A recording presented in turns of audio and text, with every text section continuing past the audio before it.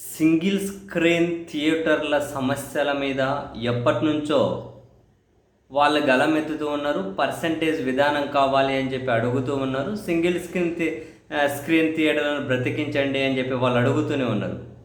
ఈ క్రమంలో సింగిల్ స్క్రీన్లు బ్రతకాలి అంటే సింగిల్ స్క్రీన్ థియేటర్లు బంద్ ఒకటే పరిష్కారము అని చెప్పి తూర్పుగోదావరి జిల్లాలో కొందరు ఎగ్జిబిటర్లు సమావేశం పెట్టుకొని మాట్లాడుకుంటే, ఆ మాటను బేస్ చేసుకొని అదిగో జూన్ 12 వచ్చే హరిహర వీరమల్లు సినిమాను ఆపడం కోసమే థియేటర్లు బంద్ అంటున్నారు, మా మీద కుట్ర జరుగుతోంది అని ఆ పార్టీకి సంబంధించినటువంటి సినిమాటోగ్రఫీ మంత్రి మాట్లాడడం ఏంటో, డిప్యూటీ చీఫ్ మినిస్టర్ కార్యాలయం నుంచి ఆ నలుగురు సినిమాను ఆపే ప్రయత్నం చేస్తున్నారని చెప్పి ప్రకటన రావడం ఏంటో మనం అప్పుడే అనుకున్నాం.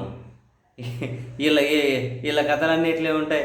ఎక్కడో హైదరాబాద్ ఆయన ఇంటికి దూరంగా ఇద్దరు తాగుబోతులేదో రోడ్డు మీద మాట అనుకుంటే, నన్ను చంపేకి గుజరాత్ నుంచి బీహార్ నుంచి 300 మందిని దించారు అని చెప్పి అప్పుడు అధికార పార్టీ మీద అయినా డైరెక్ట్గా ఆరోపణలు చేశారు. ఆరోపణలు అనకూడదండి, ఇంకేమనాలో నాకు అర్థం కాదు. సో అట్లాంటి మనస్తత్వం, వీళ్ళ సమస్యల మీద వీళ్ళేదో మాట్లాడుకుంటే నా సినిమా కోసమే అని చెప్పి నానా హంగామా చేస్తున్నారు. సింగిల్ స్క్రీన్ థియేటర్లను బెదిరించే విధంగా రకరకాలుగా దాడులు చేస్తూ ఉన్నారు వాళ్ళ మీద, థియేటర్ల మీద.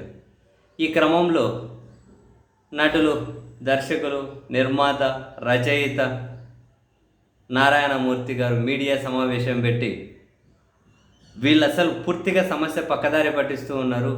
అంటే ఉప ముఖ్యమంత్రి, వాళ్ళ మరో మినిస్టర్ సినిమాటోగ్రఫీ మంత్రి కందుల దుర్గేష్, వీళ్ళిద్దరూ సమస్యను పక్కదారి పట్టిస్తూ ఉన్నారు. అసలు సమస్య ఏంటి, వీళ్ళు మాట్లాడడం ఏంటి, వీళ్ళదే సినిమా థియేటర్లను వీళ్ళ సినిమా కోసం కుట్ర చేశారని చెప్పి అసంబద్ధమైన వ్యాఖ్యలు ఎందుకు, ఇది ఈరోజు సమస్యనా?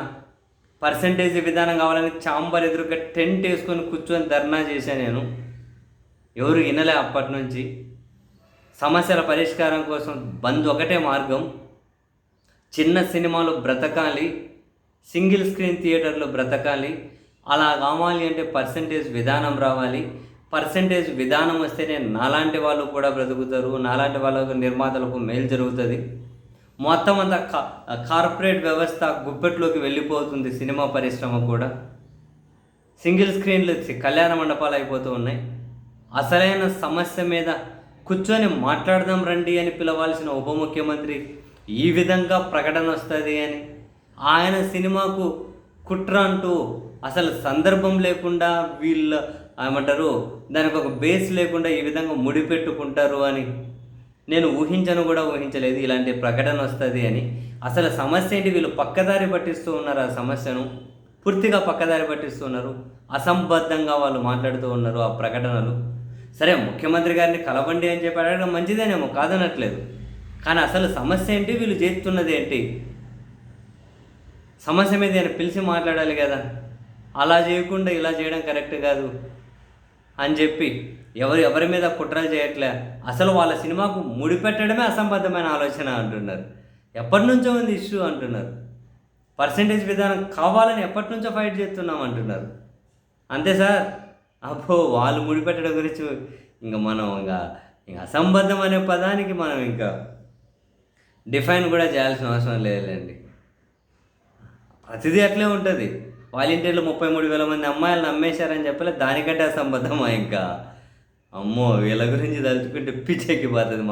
మంచోళ్ళకైనా పిచ్చి పడుతుంది. వీళ్ళ రాజకీయము, వీళ్ళ స్టేట్మెంట్లు, వీళ్ళ మాటలు చూస్తే